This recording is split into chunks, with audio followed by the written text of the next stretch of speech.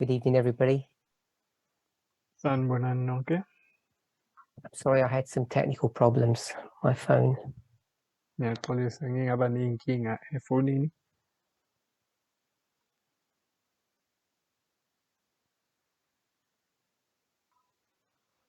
Let's open with a word of prayer.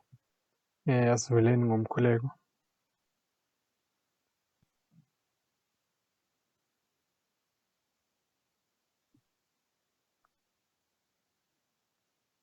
Holy God, we thank you for your watch care over us. Nkulunkulu oyingcwele siyabonga ngokusilekelela. As we gather together today, Njengoba sihlangene namhlanje, we ask that you would guide and bless us. siyacela ukuthi usibusise, usihole. Help each of us to be attentive to the work of the Holy Spirit Usincede sonke ukuthi siqaphele umsebenzi womoya oyingcwele. as you are working in and through this movement. Njengoba usebenza phakathi nangawo futhi lo movement. Help us to understand the beginning of our journey Ncede ukuzwisisa ukuqala kohambo lwethu. collectively and individually, Sonke sihlangene futhi nangamunye ngamunye. so that we might know our future. Ukuze sikwazi ke ukwazi ingomso lethu. Help us to be attentive and to be guided by your word this evening. Sincede ukuthi silalele futhi siqhutywe izwi lakho In namhlanje Jesus' name, ntambama. amen. Ngegama likaJesu. Amen.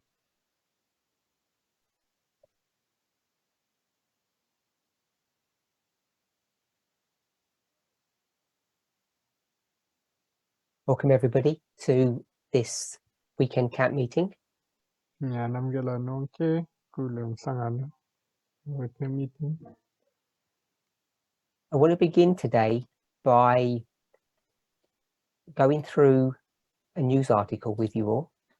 Funa ke siqale namhlanje ukuthi sifunde le nto ke ethathwa endabeni le article. Maybe something that you're familiar with. I assume that for some at least it is. Mhlambe ke yinto nike nayizwa abanye ngiyacabanga ukuthi bake bayizwa.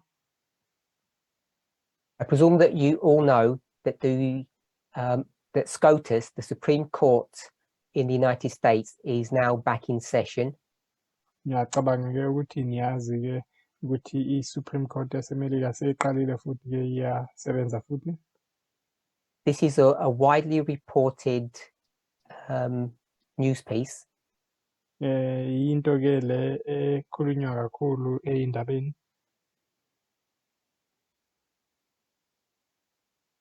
And I believe that they're going to hear oral arguments on the 7th of December.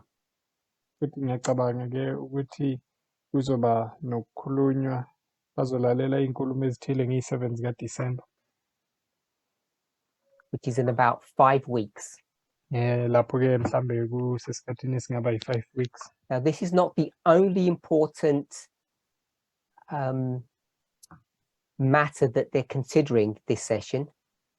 Manje ke akusiyo kuphela nje balekile into abazobhekana nayo. But it's one of the most significant.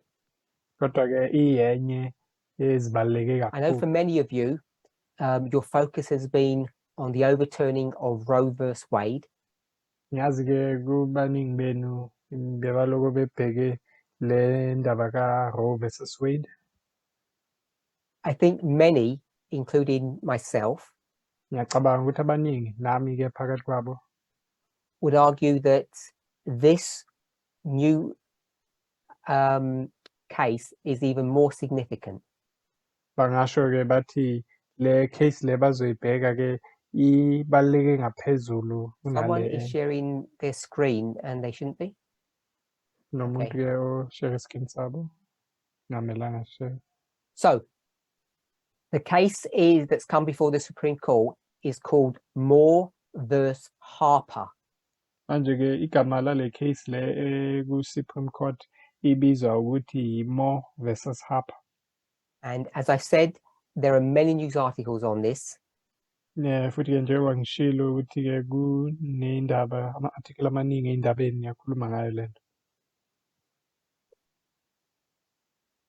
I assume that you're all aware, but this case has already come before the Supreme Court, but they have agreed to hear it, but they haven't begun oral arguments yet. Ngiyacabanga ukuthi niyazi-ke lokhu, kodwa-ke le case ibisifikile-ke ngaphambi kwe-Supreme Court, kodwa-ke baye bavuma ukuthi bazoyilalela, kodwa bakakaqali-ke ingxoxo ngayo. This has been in the news for many months. Kuyinto-ke ekade iloko isey'ndabeni iminyaka eziningi. Dealing with the state of North Carolina. Ikhuluma-ke nge-North Carolina. And I've got nothing against North Carolina, but it's a state that you don't hear that much about. Anginankinga-ke ne-North Carolina, kodwa-ke kuyi-state ekungakhulunywa kakhulu ngaso. So we'll go through the article and then either ongoing, I'll make comment. Sizofunda-ke lo mbhalo bese-ke mhlambe I'm going to read paragraph by paragraph. I'm assuming the translators have already translated the article. Ngizofunda i-paragraph ne-paragraph ngiyacabanga ukuthi abatolikayo sebayitolikile. So this news article was from the 14th of October. Le article-ke ibuya nge-14 zika-October. And the title of the article is The Most Terrifying Case of All. Ibizwa-ke ngokuthi yona i-title yakhona i-case esabisayo kunazo zonke. If the court upholds the rogue independent state legislature theory, it would put the United States squarely on the path to authoritarianism. Uma-ke inkantolo ingavumela le nto ukuthi independent state legislature theory ingabeka iMelika ukuthi ibe yizwe le-authoritarianism. So the subject that's being contested is called the independent state legislature. Into-ke ekulisana ngayo lapho-ke yile nto ebizwa ukuthi i-independent state legislature, ukuzimela So you know it's to do with the state rights. Uyazi-ke kusho ukuthi ikhuluma ngamalungelo e-state esithize. Which we often call the Bill of Rights or the amendments. Into mhlambe-ke singayibiza ukuthi Bill of Rights noma ama-amendment. You'll recall from previous studies that I've done. Uzokhumbula-ke mawubuyela emuva kule zifundo esike sazenza. The Constitution is a federal document. Umthethosisekela-ke uyincwadi-ke the drafters of the Constitution were government. not happy with the document as it stood. Ngenkathi beyibhala-ke abantu bayibhala bebangajabulelanga indlela ibingayo leyo nto ngenkathi beyibhala. I'll phrase it my way. It was an unbalanced document. Ngizobeka-ke ngamazwi wami ukuthi-ke bekuyincwadi ibingekho balanced. Unbalanced because it was in favor of the federation. Bingekho balanced ngoba-ke ibihambiselana kakhulu ne-federation. So they wrote the Bill of Rights, which is the first 10 amendments. Bese-ke babhala-ke ama-Bill of Rights, ama-amendments ayi-10 and it was published along with the Constitution at the same time. Bese-ke kwahanjiswa ndawonye ne-Constitution kwakhishwa ngesikhathi esisodwa. The purpose of the amendments is to balance federal rights with state rights. Umsebenzi walama-amendments-ke ukuthi kubalance amalungelo ka-government namalungelo ama-state. So that's the state bit of the theory. Iyo-ke leyo ndaba ekhuluma nge-state lapho. We all understand what independent means. Siyazi-ke kusho ukuthini ukuba independent noma ukuzimela. You do something without anybody having recourse. Kusho ukuthi-ke ukwazi ukuzenzela izinto kungenamuntu ozokutshela. So you do what you want without anybody telling you what to do. Ukuthi ukwenza into oyifunayo kungenamuntu okutshelayo ukuthi and then the last third of the theory is the legislature. Bese-ke ekugcineni lapho-ke kukhulunywa nge-legislature noma And we've dealt with imithetho. that subject many times. Futhi-ke siye sakhuluma kakhulu-ke ngaloko. You know that the United States, like many countries, Uyazi-ke ukuthi iMelika amanye amazwe has a amaningi form of government very similar to pagan Rome. inohulumende ocishe ofana nohulumende wase-pagan Rome. It's a trifold government. Ihulumende ohlukene kathathu. So this triune government is in three parts. Lo hulumende-ke uhlukene kathathu kanjalo. The judiciary or the courts. Kuba ne-judiciary noma inkantolo. And what they do is they take on legal cases and make sure that they are legal, that they're in accordance with the law. That's the purpose of the judiciary. Bona-ke umsebenzi wabo ukubhekana nama-case futhi benze-ke They ukuthi cannot make law. lama-case ahambiselana nomthetho. Futhi-ke abakwazi-ke Their job bona is ukuthi to bangenza umthetho. interpret law and pass a judgment or pass a sentence. Umsebenzi wabo-ke ukuthi bahlulele ngomthetho. Then there's the executive branch. Bese-ke kuba ne-executive branch. We'd understand that to be POTUS, the president. Singasho-ke sithi kuba umongameli. Or more correctly, the White House. Noma mayibekwa ngamanye amazwi kuthiwa i-White House. So it's not just the president, there are other components to it. Ngoba akusiyi umongameli nje kuphela khona nezinye izinto lapho. And then the third sometimes is called the House. Eyesithathu-ke ngesinye isikhathi ibizwa ukuthi Congress i-House and the Senate combined. noma ukuhlangana kwe-Congress The ne-Senate third one ndawonye. is the legislature. Leyo-ke yesithathu ile ebizwa ngokuthi i-legislature. Which comes from the word legal. Ile ebuya kule gama-ke elithi legal noma which is umthetho. related to law. Ikhuluma ngomthetho. So it's the legislature, the two houses that make law. Manje-ke i-legislature noma lezi ngxenye ezimbili ezenza umthetho. Manje-ke le nto le is dealing with the states' rights. Ikhuluma imayelana namalungelo One-third of the ama-state. states' government. Ingxenye yesithathu yama-states. The House or the legislature. Noma le kuthiwa ukuthi i-House noma i-legislature. And the theory says that they can work independent. Manje-ke le sifundiso le ithi bangayenza noma yini So abayithandayo. now you know what the theory is about. Manje-ke usuyazi ukuthi imayelana nani le theory. And the North Carolinian legislature. Manje-ke i-legislature yase-North Carolina. They want to put this theory into practice. Bafuna-ke uletha le nto bayisebenzise. Or challenged. Iye yanqatshelwa-ke noma And yakhishwa. now it's gone up to the Supreme Court.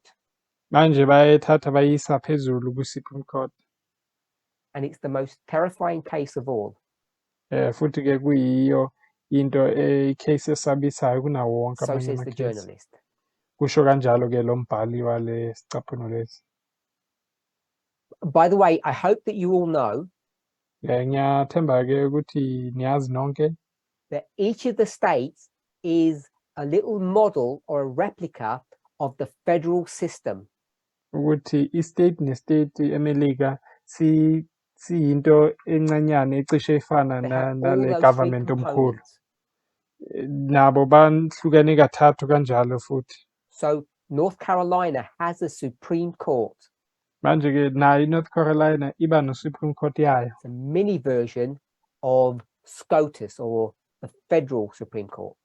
Kuba into ecishe wathi ifana ne-Supreme Court enkulu yaseMelika. Second paragraph. Siyaqhubeka-ke.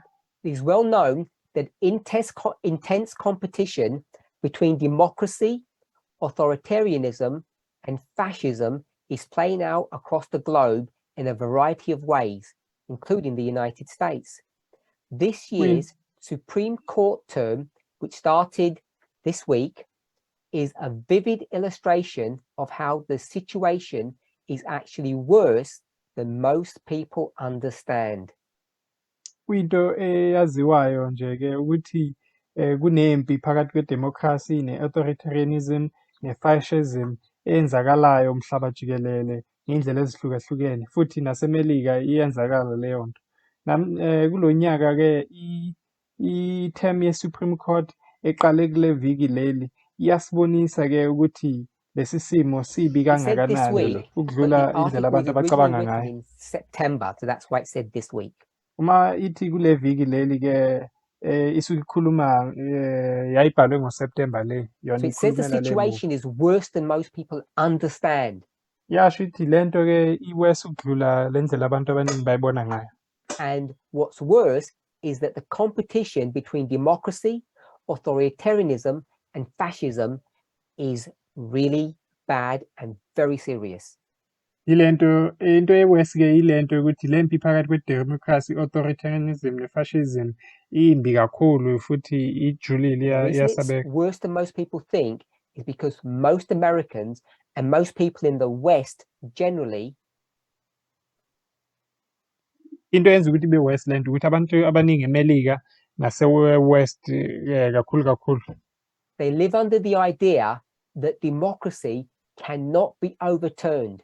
baphila ngaphansi kwalo mcabango ukuthi idemocracy angeke iphele. But each of us in this movement knows better. Kodwa-ke siyazi thina-ke kulo movement kangcono. A supermajority of 6 unelected ultra-conservative justices, 3 of whom were put on the bench by a president who did not win the popular vote, have aggressively grabbed yet another batch of cases that will allow them to move American law to the extreme right and threaten US democracy in the process. The leading example of this disturbing shift is a little-known case called Moore v. Harper, which could lock in right-wing control of the United States for generations. I-supermajority yabantu laba abawu-6 abangavotelwanga abantu abojaji bama-conservative abathathu babekwa upresident ongawinanga ivoti yabantu bathathe enye-ke amanye ama-case azobenza ukuthi bashintshe umthetho waseMelika bawenze ukuthi ube right wing futhi balwisane futhi nedemocracy belo benza njalo. Umzekelo osibonisayo lento lena esabisayo yile case le ekuthiwa yi-Moore versus Harper I just want to make an engayenza ukuthi observation. eMelika ibe yinto eqhutshwa abantu be-right wing iminyaka This eminingi. article is from an international newspaper. It's not an American newspaper. Funa ukuyibonisa-ke le nto ukuthi le ibuya kwi-article kwamanye amazwe hhayi eMelika. I chose this one instead of an American one, not because it's better. Ngiye ngakhetha le kunokuthi ngikhethe eseMelika hhayi ngoba ingcono le.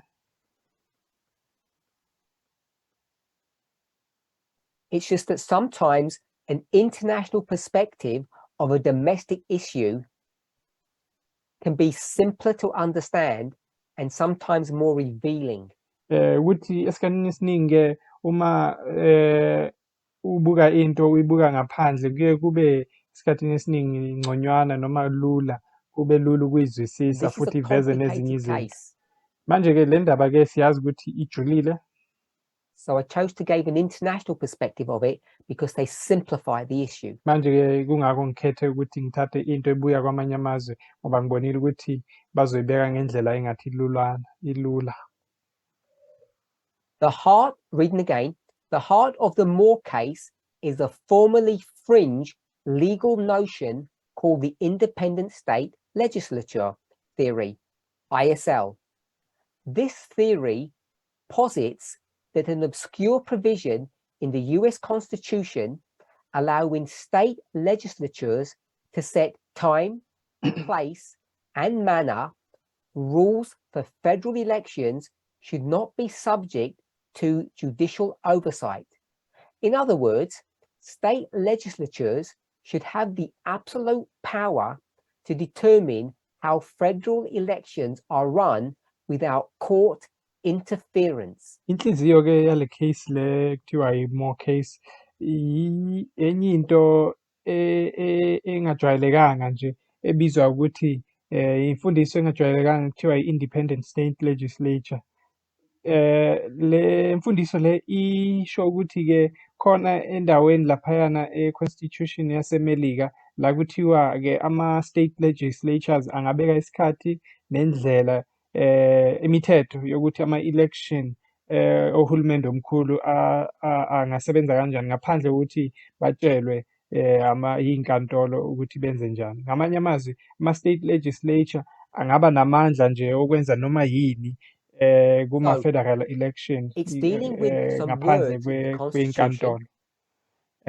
Ikhuluma ngamagama-ke abuya and kwi-constitution. it's dealing with how a federal US election is carried out or handled. Futhi ikhuluma ngokuthi ama-elections aseMelika ahulumende omkhulu asebenza kanjani. So it's dealing with the time, the place, and the manner for those elections. Iyakhuluma-ke ngesikhathi nendawo futhi nendlela le ama-election enzeka These ngayo. are elections in the state for federal office. Lawa-ke ama-elections kuleso state leso kodwa ku-electwa abantu behulumende And it's omkhulu. dealing with this issue that the courts or the judiciary Ikhuluma ngale ndaba-ke le ukuthi i-judiciary noma inkantolo cannot interfere, cannot have oversight azikwazi-ke ukungenelela lapho with the legislature or the house, the state house. ekutheni ukuthi-ke i-legislature noma i-state house iyenza kanjani. So that means the legislature has absolute power how a federal election is going to be run in the state. Leyo nto-ke isho ukuthi leso state legislature siba namandla wonke nje okusho ukuthi lelo khetho lelo leyo election ehulumende omkhulu iyenzwa noma iqhutshwa kanjani kuleso And the state. state's Supreme Court can't look at that issue and strike it down. Futhi-ke ne-Supreme Court yalapho-ke ayikwazi ukuthi ibuke lokho bese ikususe. That is the theory. Yiyo-ke le mfundiso le noma lo Which is mcabango now loyo. being tested in court. Yinto-ke leyo-ke ekuyophikisana ngayo-ke enkantolo le. It was rejected by the state court. Iye yasuswa noma yachithwa yinkantolo yakuleso state. And now it's gone to the federal Supreme Court. Manje-ke seyikhuphukile iye kwi-Supreme Court yohulumende wonke noma wezwe lonke. Quoting, Ngiyaqhubeka yokufunda. think about this theory in the context of the last US election. After Joseph Biden defeated Donald Trump resoundingly in both the popular vote and the electoral college, Trump tried to organize a mass intimidation campaign to steal the election, which played out in the storming of the Capitol building on January the 6th. But behind the scenes, the legal core of this attempt was to convince the many Republican-controlled state legislatures, 30 out of 50 states, to send slates of fake Trump electors from states like Arizona, Georgia, Michigan, where Trump actually lost the popular vote. Cabanga-ke ngale theory lena emveni kwalokho kwenzakele kule election yokugcina yaseMelika. UJoseph Biden emva kokuthi anqobe uDonald Trump kwi-popular vote nakwi-electoral college, uTrump uye wazama ukuthi ahlanganise abantu bazosabisa futhi batshontshe leyo election. Into bagcina bayenza ngokuthi bayohlasela le ndawo i-Capitol building ngeyi-6 zikaJanuwari. Kodwa emuva kwalezo zinto lezo uye wazama ngokwemthetho ukuthi ashintshe lama-state lawa ama-Republican noma abuswa ama-Republican ayi-30 out of ayi-50 ukuthi athumele abantu It uses aba-fake the word bama-Trump slates to electors send slates endaweni of fake ezifana Trump electors. I'm not sure how that translates. angazi ukuthi itolikeka kanjani leyo nto kodwa-ke bebafuna ukuthumela abantu aba-fake ukuyothi But uTrump what that uwinile. word means, it means the people who have been recorded or agreed upon that are going to go to Congress and they're going to give their vote. Kodwa-ke into echazayo leyo nto-ke yilabantu laba abakhethwayo ukuthi bazoya e-Congress bayovota-ke. And they're called fake electors Babizwa ukuthi ama-fake electors because what they were proposing to do ngoba into-ke bebafuna ukuthi bayenze was not send the original electors that were voted upon, bebafuna ukuthi bangathumeli laba abavoteliwe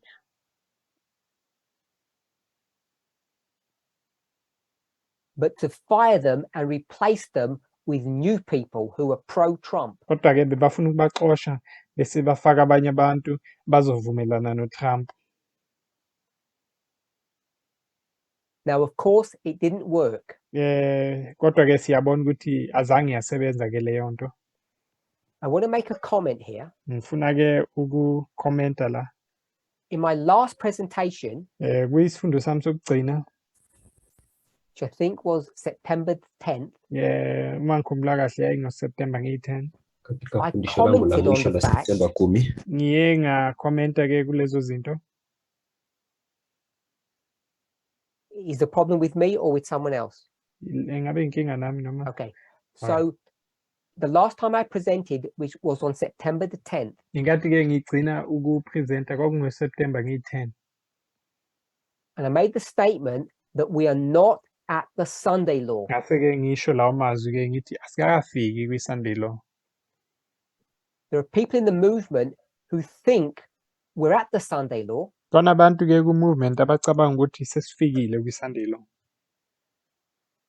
There are voices, not just in one place, Amaphimbo amaningi hayi endaweni eyodwa nje kuphela, that are suggesting that a local domestic issue in their own country abathi-ke into eyenzeka ezweni labo endaweni yabo is a trigger or the marker for the Sunday law that we speak about in end time prophecy. ngathi kuyinto ezoqala noma ezosusa i-Sunday law lesikhuluma ngayo esiprofetini. This is the same mistake that was made 4 years ago. Kuyiphutha elifanayo-ke leli naleli lenzwa kule minyaka edlulile When u-4. people were competing for the position of the messenger of the midnight cry. Ngenkathi abantu bebaphikisana noma belwiselana ukuthi ubani ozoba yi-messenger noma umuntu othunywa onikezwa i-midnight cry. This is both a national and an international issue. Kuyinto-ke le eyenzeka ezweni elithile futhi nakuwamanye amazwe futhi. All eyes should be focused on the United States. Amehlo wethu sonke kumele siwabhekise eMelika. Where it leads, everyone follows. La eMelika iya khona bonke abantu bayalandela. So we're not at the Sunday law. Manje-ke asikafiki kwi-Sunday law. I also spoke about the end of democracy. Ngiye ngakhuluma futhi-ke ngokuphela noma ukufa kwedemocracy.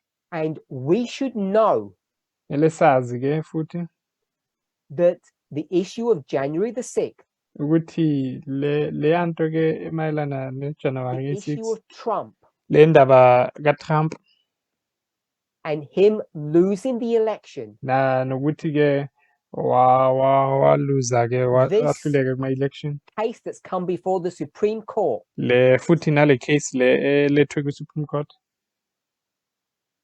Moore versus Harper, le kuthiwa i-Moore versus Harper, is all about winning the executive branch. imayelana nje nokuthi kuwinwe i-executive branch. It's not about winning the House or the legislature. Akulwelwa ukuthi bawine inkantolo noma balwele i-legislature. People quoted the spirit of prophecy. Abantu ke bakhotha umoya wesiprofeta. They took leading teachers from the movement and misunderstood their words. Bathatha ke abantu abafundisayo kulo movement basebenzisa amazwi wabo ngendlela engasiyona. Believing that the executive branch is irrelevant in the context of the Sunday law. Ikholwa ke ukuthi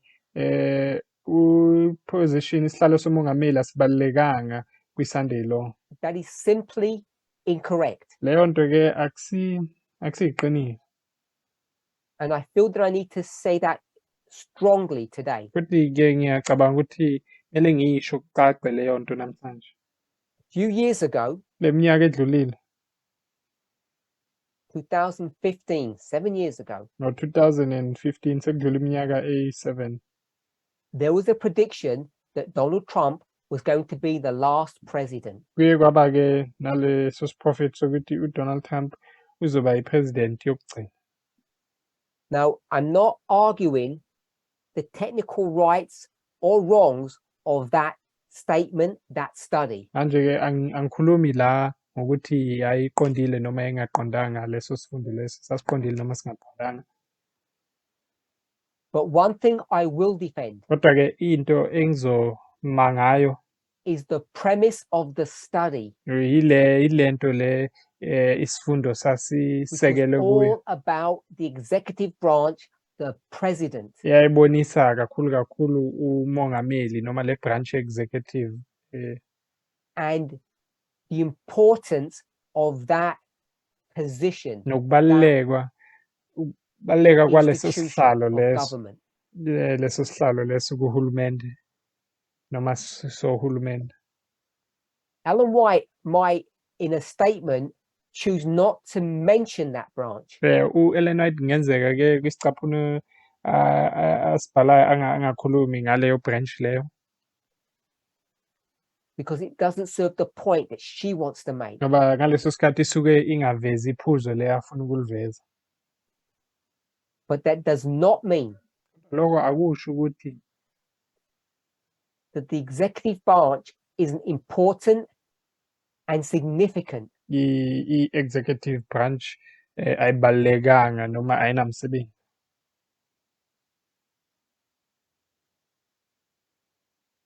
This article has already mentioned the word supermajority. Sekushiwo ke kulesi sicaphuno le-article legama elithi supermajority. At a federal level, it's very difficult to get a supermajority in both houses, the lower and the upper house. Kuhulumende omkhulu ke kunzima ukuthi ungaba ne-supermajority kwiparlamente ibintu kuhlukana kokubili kweparlamente i-lower Why ne-upper is that house. significant? Kungani leyo nto ibaluleke kangaka? The lower house writes a law. I-lower house ke ibhala umthetho It's voted upon and passed. bese kuyavotwa bese uyaphumelela lo mthetho. 51%. Kufuneka uthole i-51%. It goes to the next house, the upper house, the Senate. Bese ke iyakhuphuka iya kwindawo kwindlu yesibili They check i-Senate. the law and they vote on it. Kwi-Senate bayawubheka lo mthetho bese bayavota futhi. It passes 51%. Uyaphumelela ke lo mthetho uma uthole 51%. Before that law can be completely ratified, Phambi kokuthi lo mthetho ke uphumelele ubekwe kube umthetho osebenzayo, the executive branch, the president, has to sign it. kufuneka ke i-executive branch noma umongameli awusayine lo mthetho. And he has veto power, or she. Yena ke unamandla ukuthi angawuvimba lo mthetho. The president doesn't like that law. The president says, I'm not signing it, and it doesn't go into law. Uma engawuthandi lo mthetho angasho ukuthi angeke ngiwusayine mina lo mthetho bese ke awuphumeleli lo mthetho. The only way the legislature can win iyodwa-ke indlela yokuthi i-legislature inganqoba is if they have a supermajority in both houses. ukuthi-ke babe ne-supermajority kwizindlu zombili noma And it's not easy to get. kwizindlu zombili zepalamende futhi akukho lula-ke ukuthi bayenze leyo The nto. last time that happened was decades ago. Into last time kwayenzakala lokho kwakuyiminyaka And eminingi I le think it was the emuva. Democrats that had it twice. Ngiyacabanga ukuthi kwakungama-Democrats ethola leyo nto kabili. And prophetically speaking, they threw that opportunity away. Futhi uma singakhuluma ngokwesiprofito-ke bahluleka azange bayisebenzisa leyo nto. Prophetically speaking, they threw that opportunity away. Masikhuluma Didn't take advantage of it. ngokwesiprofita bahluleka ukusebenzisa lelo thuba lelo bebanalo. The subject of the executive branch and its connection to the Sunday law is a prophetic subject. Le ndaba-ke yaleli gatsha lohulumende noma ubumongameli kuyinto ebalulekile uma sikhuluma Reason why I'm nge-Sunday law mentioning this nesiprofeto. Isizathu sokuthi ngisho le nto is because I had a number of questions and queries from members arguing that it wasn't significant. ngoba ngike ngathola imibuzo eminingi nemilayezo kubantu bekhuluma ngokuthi ayibalulekanga. Reading on. Siyaqhubeka-ke ukufunda. If Trump had succeeded, he would have won the election via the Electoral College, itself an anti-democratic relic, and been able to stay in office for another term. If the Supreme Court buys this theory in the Moore case, this could easily happen in 2024 and beyond. In fact, it is possible Republicans will never lose another election again if this theory is adopted as law. Or put another way, whether Republicans win or lose elections via the popular vote will not matter because they will be able to maintain power regardless. Uma uTrump wayephumelelile-ke ngalento bekafuna ukuyenza bekazowina i-election nge-Electoral College, into engahambiselani nedemocracy. And bekazokwazi ukuthi ahlale ephethe leso sihlalo kwenye i-term.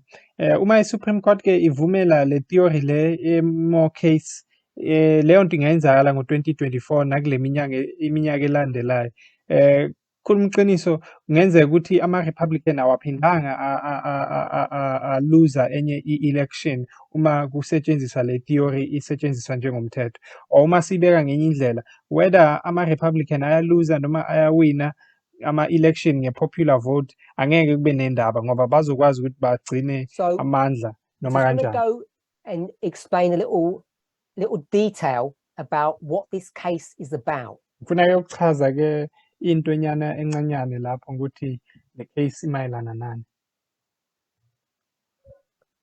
The United States, like almost all countries that I can think of, iMelika-ke kufana namanye ama-country engiwaziyo mina, is broken down into states or districts. iyahlukana iba nama-states noma And then it ama-district. goes down and down into local areas. Bese ilokhu iyahlukana kancane kancane ize iyofika endaweni ezi-local. Now, in a proper functioning democracy, uma-ke kusetshenziswa i-democracy ngendlela ekuyiyona, the way those boundaries are defined or agreed upon, indlela lawo ma-boundaries-ke adwetshwa ngayo noma kuvunyelwana ngawo, has to be done in a very careful and balanced manner. kumele kube yinto eyenziwa ngendlela e-careful futhi indlela e-right. And that's where this issue comes up. Manje-ke kuba lapho kuvela le ndaba khona. I don't know if you're all aware, but I assume that you are. Ngazi-ke ukuthi siyazi yini kodwa ngiyacabanga ukuthi siyazi. But there has been a fundamental ongoing change in the United States over the last few decades. Kodwa-ke loko kube nale shintsho lenzekayo eMelika kule minyaka edlulile. If you think of cities and rural areas, uma ucabanga ngamadolobha-ke ney'ndawo ezisemakhaya, rural is meaning the countryside, uma ngithi rural ngisho indawo ezisemakhaya. what has happened is that the cities have become populated with people of color, Into-ke eyenzekele ukuthi kakhulu emadolobheni kula uthola khona abantu bamnyama khona, while the rural areas or the countryside has remained white. bese-ke kuley'ndawo ezingathi zisemakhaya laphaya kula uzothola abelungu khona kakhulu. So there's this divide between people who are white and people of color, between the rural areas and the city areas. Kunalo mehluko-ke eMelika la uthola ukuthi abantu abamnyama basemadolobheni bese abelungu basema-countryside noma emakhaya. Now, in the past, the way that the district lines have been calculated or created has great effort has been made to make sure that it's done in a balanced way. Manje-ke esikhathini esidlule bekwenza-ke ukuthi uma kuzohlukaniswa ama-district ahlukaniswa ngendlela e-right noma indlela e-balanced. But what Republicans are trying to do Kodwa-ke manje into eseyizama ukwenzwa ama-Republican is redraw those lines ukuthi bashintshe-ke leyo mgcele leyo between rural areas and city areas. phakathi kwama-rural area namadolobha. And if they can do that, Futhi-ke uma bengenza leyo nto, what they can do is they can manipulate the way elections, the outcome of elections are. uma benza njalo-ke bazokwazi ukuthi bashintshe imiphumela yama-election. Because what they can do then is get a smaller white population to get more votes than more elected officials, I should say, than the numbers would indicate. Into bezokwazi ukuyenza-ke ukuthi bazoyenza abantu abamhlophe abancane babe nabantu abaningi ababamelayo ukudlula indlela ekumele babe nabo. For the purpose of this study, all you need to know is that the boundary lines are being changed. Kulesi sifundo nje-ke into ekumele uyazi nje ile ukuthi nje bashintsha imicele. To favor the Republicans. Bayishintsha ukwenzela ukuthi kube ama-Republican azonqoba. That's what this case is about. Le case-ke imayelana nalo. Reading on. Siyaqhubeka-ke. That's not democracy, and it would put the United States squarely in the same category as authoritarian countries with illiberal leaders like Hungary, Poland, Turkey, and Russia. Each of the leaders of those countries ostensibly won elections that were structurally rigged to virtually guarantee they could not lose. Akusiyona-ke idemocracy leyo, futhi ingabeka iMelika ukuthi ifane noma ihambiselane namazwe amanye ama-authoritarian noma ondlovukayiphikiswa afana namazwe anjengo-Hungary, i-Poland, i-Turkey ne-Russia.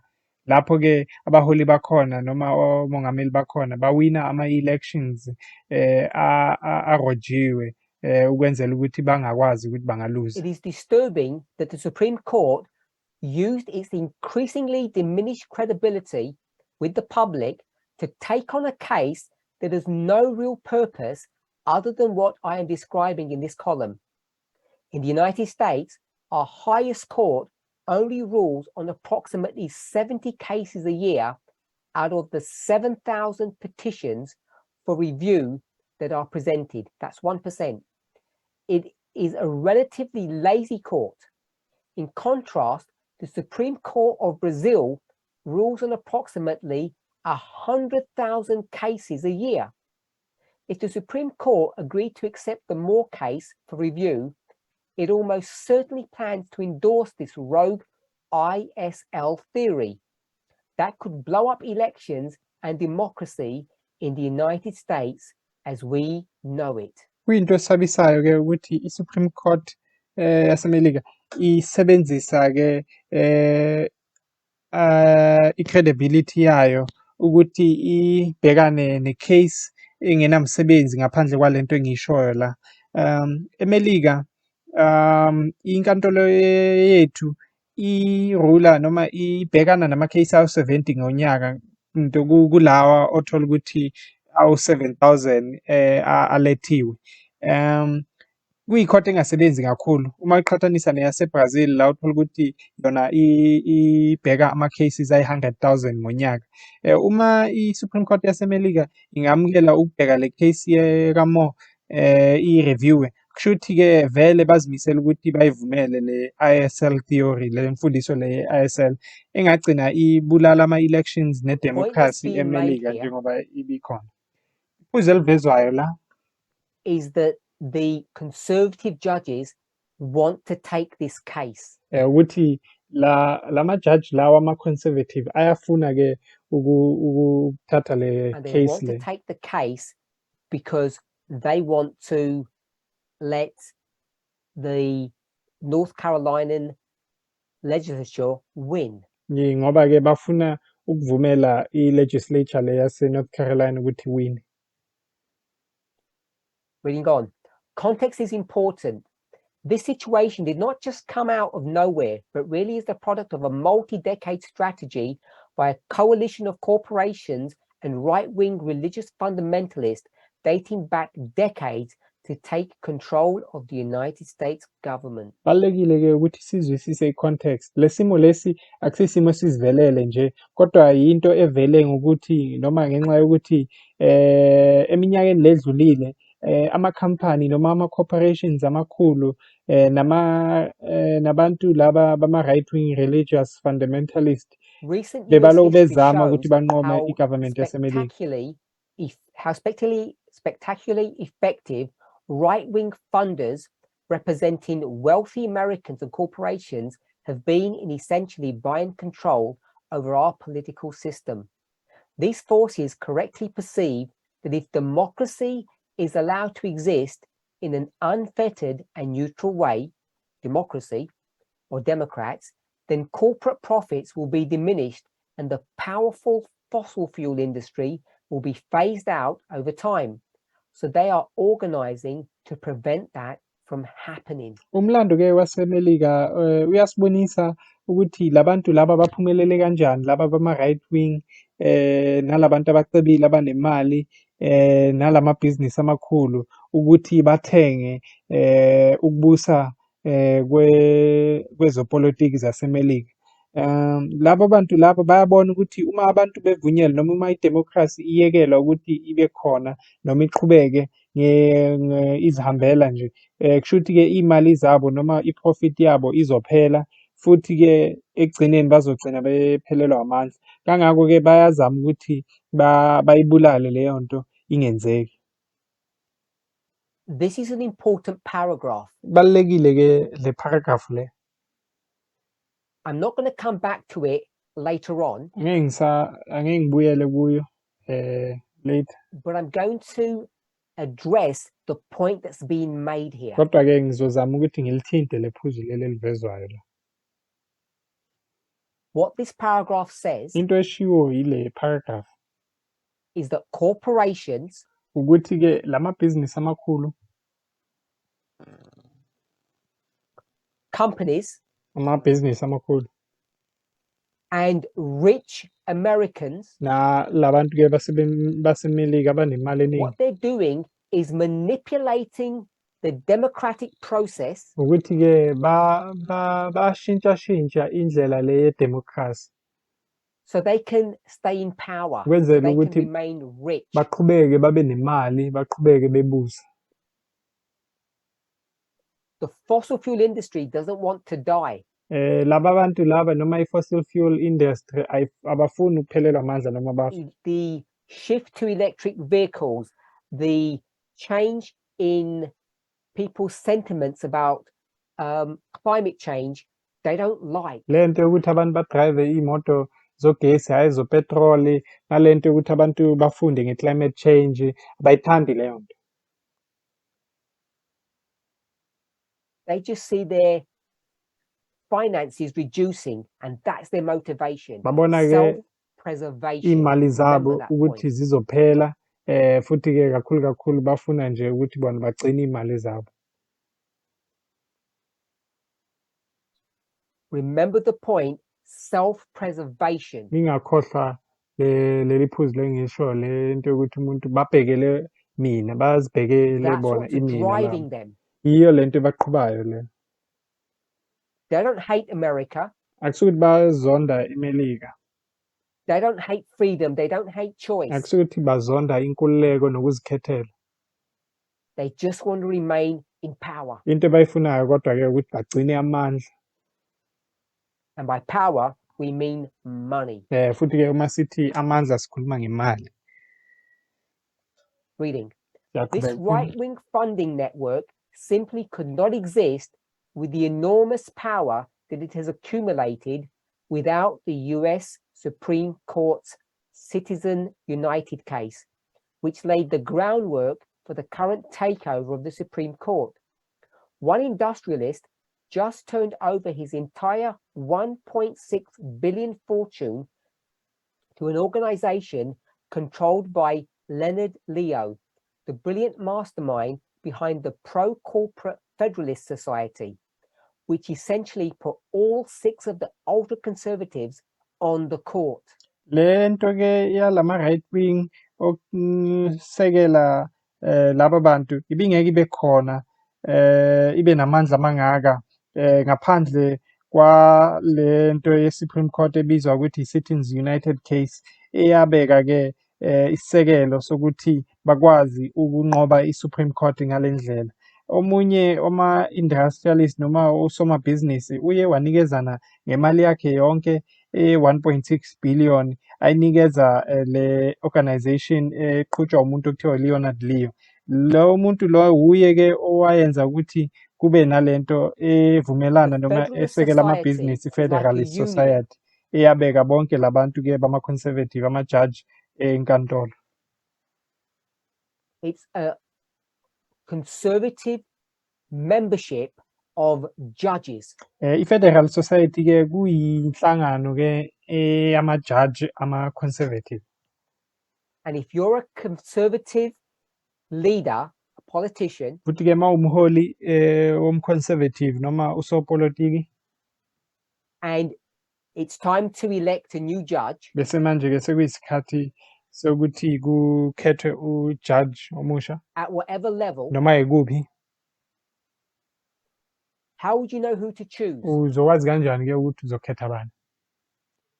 You'd go to the Federalist Society and ask their advice. Uzoya-ke kwi-Federalist Society bese ubuze bona ukuthi ukhethe bani. And it's the Federal Society that put forward the names of the 6 judges that are on the Supreme Court. I-Federalist Society-ke eyaletha amagama alabo jaji laba abawu-6 abakwi-Supreme Court yaseMelika manje. And who helps fund the Federalist Society? Ubani-ke onikeza imali kwile Federalist Society?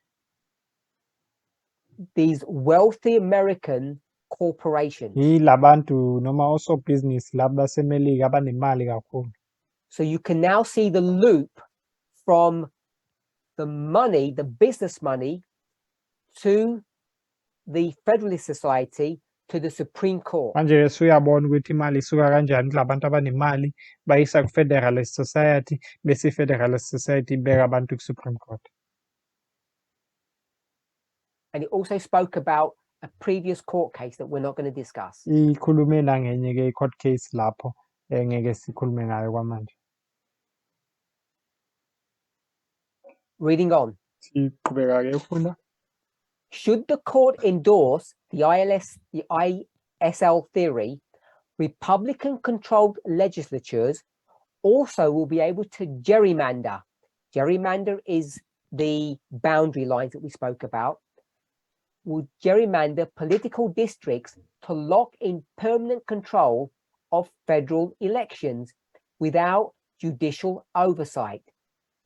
Gerrymandering is a fancy term to describe another method of voter suppression in the United States, setting district maps to guarantee that progressive or minority candidates simply cannot get elected except in pre-approved districts.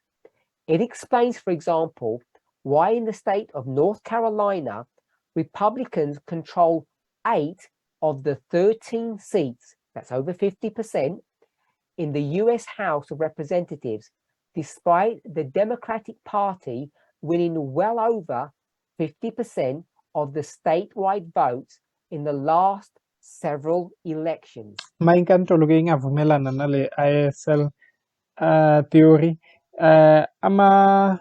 ama-legislature abuswa ama-Republican azokwazi ukuthi ajerimende noma ashintshe lama-boundary noma lemigcele ukwenzela ukuthi ama-elections bawashintshe bawabuse kungenamuntu ozobakhuza.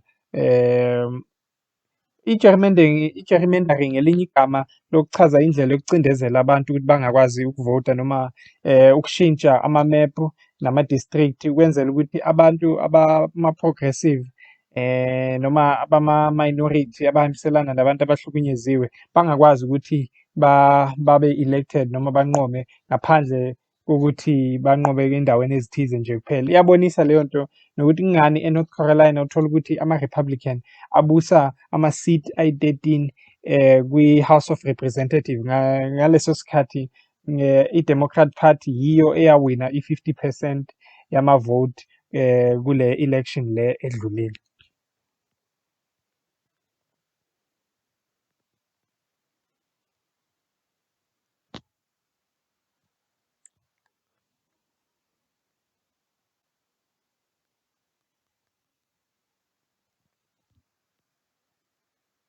So in that state, they have 60% of the legislature.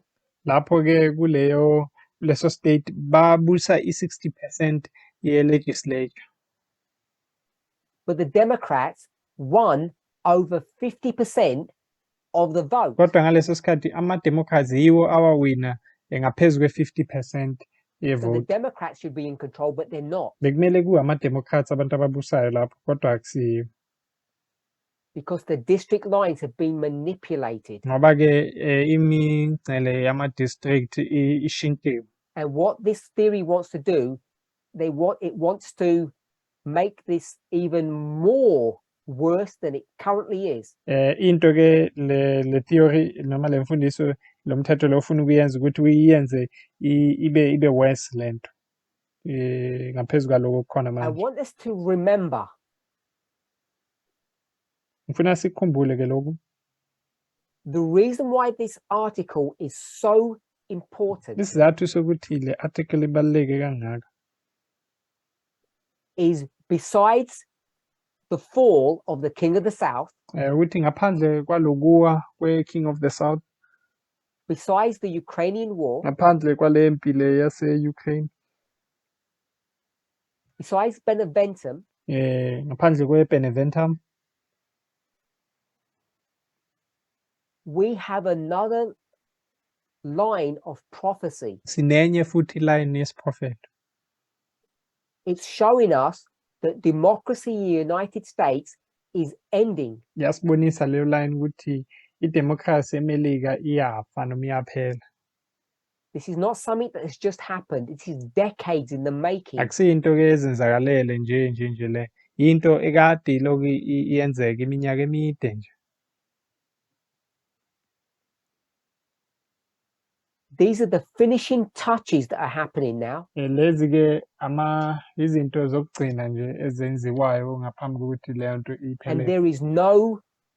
there will be no change in direction. It's inevitable. Futhi angeke kusashintsha lokho. Lento izoyenzeka noma kanjani. It's unstoppable now. Akusenalutho engayivimba. And an important part of the puzzle that needs to be put into place Futhi ke enye ingxenye yezinto ezibalulekile kumele zenziwe. even though we may not fully understand the necessity of it, Ngakuthi noma singazwisisi ukuthi kungani, is that the executive branch must be won. yileyo ukuthi kumele banqobe lesi sihlalo lesi I would sobumongameli. argue at least one of the reasons Mina ngasho ke ngithi esinye sesizathu is the difficulty of gaining a supermajority in both houses. Ilento ukuthi kunzima ukuthi unganqoba ube ne-supermajority The kuma-houses judiciary omabili is ephalamende. already lost. I-judiciary noma inkantolo It's sebayinqobile. hard to get the houses fully in your grasp. Kunzima ukuthi unganqoba izindlu ze-Congress ezandleni zakho. So you need an executive branch. Manje-ke into oyidingayo kuba-ke lapho-ke isihlalo And lesi it's also telling sikamongameli. us Futhi-ke iyasitshela futhi-ke leyo nto that we're not at the Sunday law yet. ukuthi asikafiki kwi-Sunday law. The war is not over, Impi le ayikapheli. and we haven't quite got to 273. Futhi-ke asikakafiki ku-273. The alliance Loku kuhlangana loku between world powers phakathi-ke kwala la mazwe lawo following the fall or the demise of the King of the South. emva kokuthi kuwe i-King of the South, Which we would call a new world order. into-ke esingasho sithi thina kuyi-New World Order. Reading. Yaqhubeka-ke kufuna. The Moore case would in practice strip people of the right to fair elections by placing electoral power in the hands of a small group of officials at the state level who set district maps.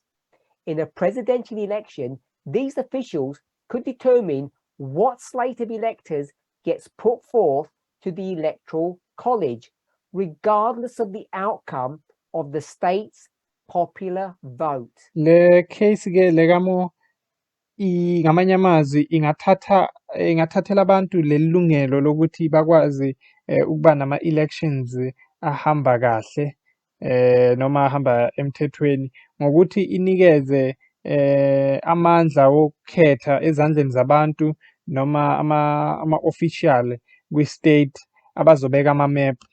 Uma kukhethwa umongameli, labantu laba yibo abangakhetha ukuthi abobani bazokwazi bahambe baye kuyokhetha noma i-state noma kukhethwe yini abantu. Imephu le ye-gerrymandering. So there has been a map that's been redrawn. Kunomephu-ke lo lapho imigcala ishintshashintshiwe. It was challenged at the state court and rejected. Iye yaphikiswa-ke enkantolo kuleso state futhi yachithwa. They said it was illegal what they had done. Baye basho bathi ayikho right lento yenziwe ama-Republican, ayikho semthethweni. The Republicans said, we're following the Constitution. Ama-Republican athi wona sihambiselana ne-Constitution. Everyone who's looked at this case knows that they're not. Wonke umuntu obuke le case bekabona ukuthi abahambiselani ne-Constitution. So they take out their trump card. Bese-ke bakhipha lento yokuhambiselana ne-Trump. And say, we're going to go to the Supreme Court because they will give us what we want. Bathi sizoya kwi-Supreme Court ngoba siyazi-ke kwi-Supreme Court bazovumelana nathi. Because they're on our side. Ngoba bahambiselana nathi kwi-Supreme Court. And that's what this case is about. Yiyo-ke into sibona le case giving imayelana nayo. unfettered power to the state legislatures. Ukunikeza ama-state legislature amandla angenakuvinjwa. Unfettered means free. Le gama elithi unfettered lisho-ke ukuthi ukukhululeka noma into And engavinjwanga. remember, 30 states are run by Republicans. Ngakhohlwa-ke 20 are Democratic. ama-state awu-30 abuswa ama-Republican, awu-20 In the abuswa gerrymandered ama-Democrat. map at the heart of the Moore case, an evenly divided popular vote in North Carolina would have awarded 10 of the state's 14 seats in the House of Representatives to Republicans. Kulo map le oshintshiwe-ke kule case le yakamo i-vote yase-North Carolina ehlukane phakathi ibizonikeza ama-seat awu-10 we-House of Representatives yase-North Carolina kuma-Republican kuma-seat awu-14.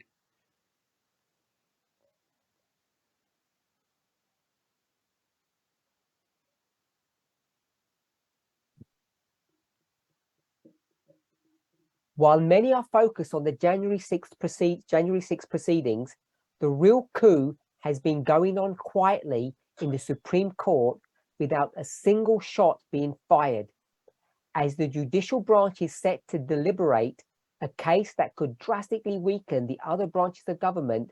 Never has it been more clear that it is time to rein in the power of our least democratic institution.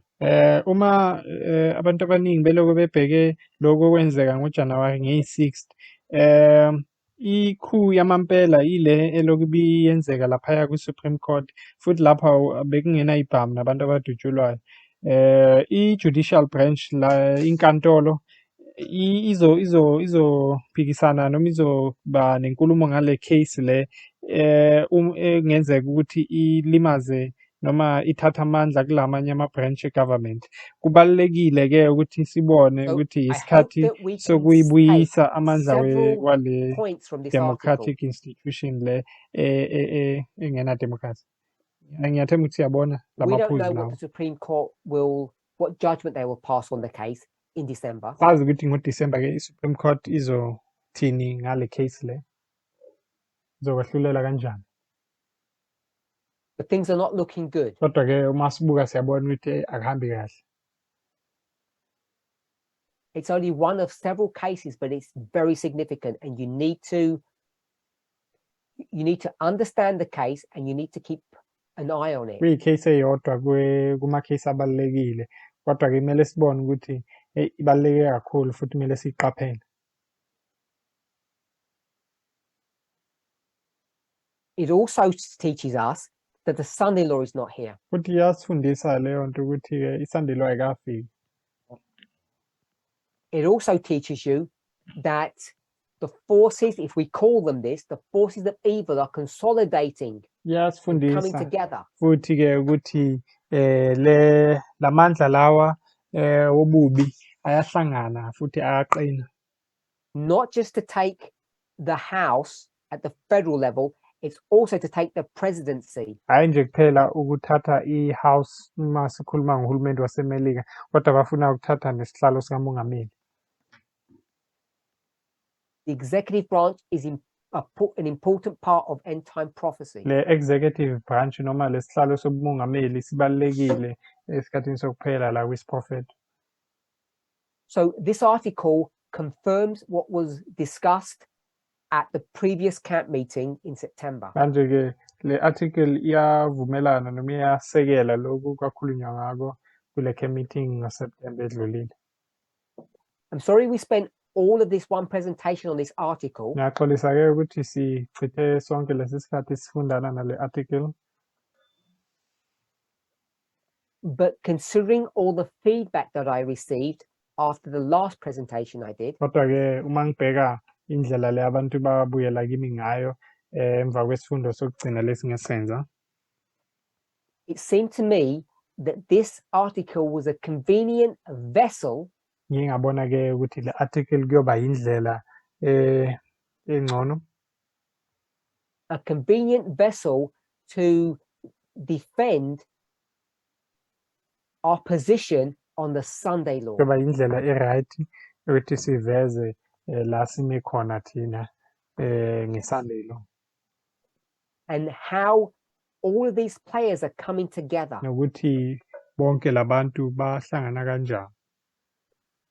At least one of the mechanisms or the tools that they're using to bring about their desired goal. Enye indlela ebazama ukuyisebenzisa ukuthi labantu laba balethe intando yabo noma benze intando yabo. This may seem complicated. Lento-ke ingabukeka kuyinto It may seem new to you. enzima noma ibukeke kuyinto entsha kuwe. But these things were put into place before many of you were even born. Kodwa lezi zinto lezi ezinye zazo zaqala ukuba khona abanye benu bengakazalwa nokuzalwa. The war began decades ago when we were asleep. Le mpi le yaqala le kude sisalele thina, And we have to catch up with what's happening. futhi-ke kumele sisondele sibone lokho okwenzekalayo. These things are so difficult to imagine. Le zinto kunzima nokuthi singazicabangisisa kahle. The end of our way of life. Ukuphela kwale ndlela le siphila ngayo. That many of us are in denial. Kodwa-ke abaningi bethu abafuni ukuvuma.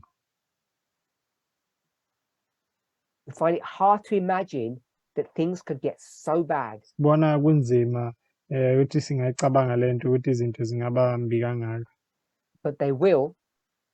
Kodwa-ke zizoba kanjalo. The final events will be rapid ones. Futhi-ke le zigameko zokugcina kuyoba izigameko ezenzeka ngokushesha. We have a few short years left. Sisalelwe iminyaka emincanyana. In 2 weeks, the midterm elections will be here. Emavikini nje amabili ama-midterm election azoqala. And they will shape and control your future, whatever country you live in. Futhi-ke bazoba nomthelelo kwikusasa lakho noma ukweliphi ilizwe. But they are just the stepping stones to the next US elections in 2 years' time. Kodwa-ke iy'nyathelo nje ezizosiholela kule election elandelayo yaseMelika eminyakeni emibili. Change is happening. Ushintsho luyenzeka. Whether it's in 2 years or 6 years. Noma kuzoyenzeka kule minyaka emibili noma kuleyo 6. And in closing, Uma sivala-ke, we know that we have a large membership in Brazil. yazi ukuthi sinabantu-ke abaningi kulo movement eBrazil. And they are dealing with this very issue now. Nabo-ke bahlangabezane nento efanayo khona manje. Their federal elections are happening. Nabo kunokhetho olwenzekalayo lohulumende.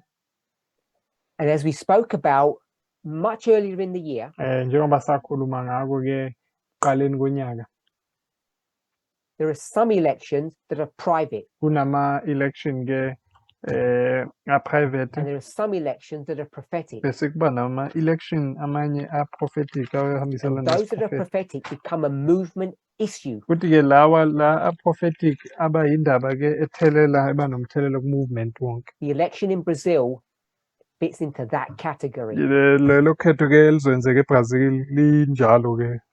Members there should understand that and act appropriately. Abantu-ke bayingxenye ye-movement lapho-ke kumele bazwisise lokho futhi bayenze okufanele. As should the members in the United States in 2 weeks. Kanjalo-ke nalaba baseMelika kulamaviki amabili azayo kumele benze okufanele. Let's close with prayer. Singavala ngomkhuleko.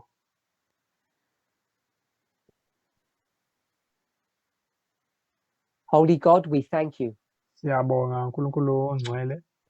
We thank you that we can have confidence that you who began this journey will bring it to an end. Siyabonga ukuthi singaba naleli themba lokuthi wena oqale lolu hambo uzofika ulethe ekupheleni. This line of prophecy from the time of the end to the end Le line yesiprofeto esuka isikhathi sokuphela futhi esisa is ekupheleni well in progress. iyaqhubeka. We have understood and taught correctly. Sizwisisile futhi safundisa ngendlela ekuyiyona. At times we may have lost direction, Ezinye iy'nkathi-ke bekwenzeka ukuthi sihambe ngendlela engasiyona. but through your care and tender guidance, you have brought us back on the path. Kodwa-ke ngokunaka kwakho nokusola kwakho usibuyisile endleleni ekuyiyona. As we see events unfolding before our eyes, Njengoba sibona iy'gameko zenzeka phambi kwamehlo wethu on every continent of this planet, kuwo wonke ama-continent ale mhlaba lo, particularly the old world and the new, kakhulu kumhlaba wakudala nalo umusha. may we have confidence Ingathi singaba nethemba in our teachers, thembe our leaders, othisha bethu, abaholi bethu, those who are wise, labo abahlakaniphile, and your leading. nokuhola kwakho. Help us to know Sincede-ke ukuthi sazi where we are in end time prophecy. ukuthi sikuphi manje ngokwesiprofetho. In Jesus' name, amen. Ngegama likaJesu. Amen.